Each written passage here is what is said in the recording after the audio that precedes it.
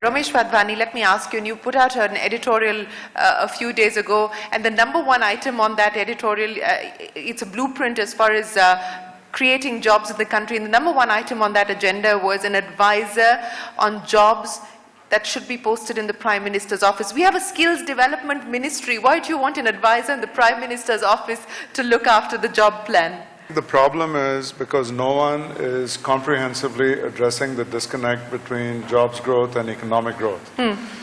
So as Ajay mentioned a few minutes ago, in a recent 7-year period, GDP growth was 56%, job growth was 3%. In a typical annual plan, looking forward, let's say the next annual plan, GDP growth planning might be 7 or 8%, job growth planning is non-existent. So my point was, in the meeting with the Prime Minister was, would it not be reasonable to have a plan that says, in addition to GDP growth of 7 to 8%, job growth would be, let's say, 5 to 6%, because there will always be some sectors like the finance sector where financial services firms are less jobs intensive than manufacturing firms.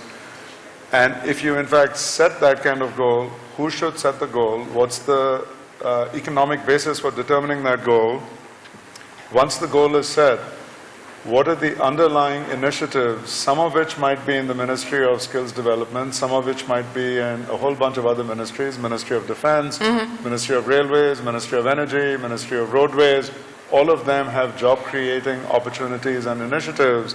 And when you put it all together, if there is no ability to coordinate and sort of connect the dots between what the different ministries are doing, what the PSUs are doing, what private sector is doing, and some kind of plan, you will never achieve the plan. So the jobs advisor would have 3 responsibilities. The first is creating an overall master plan for jobs growth, pretty much the way that Niti Aayog creates an economic development plan.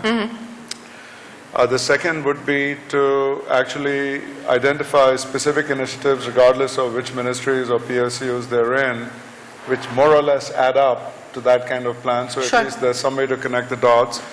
And then the third, and perhaps most important, is to really coordinate what's happening between the cabinet ministries and the state governments, because so much of the job creation will happen in the states.